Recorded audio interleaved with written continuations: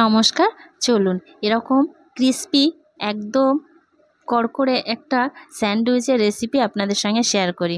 জানি আপনারা সবাই স্যান্ডউইচ বানাতে জানেন, তবুও দেখাই, মানে এটাই তো কাজ। তো যাই হোক, তো প্রথমেই একটা শসা, একটা টমেটো, একটা পেঁয়াজ আর একটা কাঁচা লঙ্কা, বেশি দেইনি, মেয়ে খাবে তো। মেয়ের বায়না, গতকাল বলেছে মা স্যান্ডউইচ বানিয়ে দেবে, একটু টিফিনে নিয়ে যাব। তো গাজরও এনেছিল, ক্যাপসিকামের একটা হাফ দিয়েছি, গাজর এনেছিল। অত কিছু না কাটার আর সময় হয়ে ওঠেনি, মানে 7টা 15 বেরিয়ে যায়। তার মধ্যে আমার সকালবেলা ঠাকুরের পুজো দিয়ে তারপর ঠাকুর ঘরে ঢুকি, তারপর ওরা ভাত খেয়ে যায়, সিদ্ধ ভাত, সেটাও করতে হয়। আর একা হাতে এই রান্না করা, তারপরে কেটে কুটে আবার এই টিফিন করা না, ভীষণ মুশকিল। মানে আরেকজন কেউ যদি কেটে কুটে দিত তাহলে তাড়াতাড়ি হতো, কিন্তু সেটা তো আর হয় না, হবে না। তো যাই হোক, একা হাতেই করতে হয়।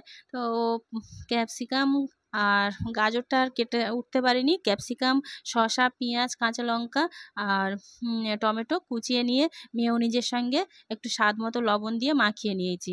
নিয়ে তারপর ব্রেডের উপরে 1 চামচ করে দিয়ে একটু তাওয়াতে বাটার গরম করে তার উপরে দিয়ে, আর আরেকটা একটু চিজ দিয়ে দিয়েছি উপর থেকে ছড়িয়ে, আর একটা ব্রেড দিয়ে কভার করে দিয়েছি।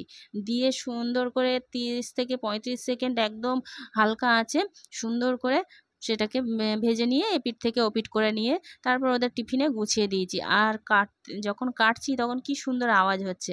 ওরা তো স্কুলে চলে গেল টিফিন নিয়ে, তারপরে বাড়ি এসে আমি আমার শাশুড়ি খাবো বলে, আর উনি তো একটু ভাত খেয়েছে, তবুও ওনাকে একটা দিয়েছি, বলছে বেশ সুন্দর হয়েছে। তারপরে আর দুটো, মানে 4টে স্লাইস রুটি ছিল, সেটাকেই একটু বানিয়ে নিলাম। তো দুটো আমি খেলাম আর দুটো আমার শাশুড়িকে দিলাম।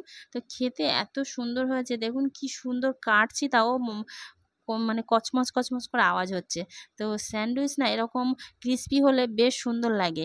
আর ভিতরে চিজ আর মেয়োনিজ সবজিটা এত সুন্দর লেগেছে, সকালবেলা টিফিনটা জাস্ট জমে গেছে। খুব সুন্দর লেগেছে খেতে। একবার হলেও বানিয়ে দেখবেন, ভীষণ ভালো লাগবে।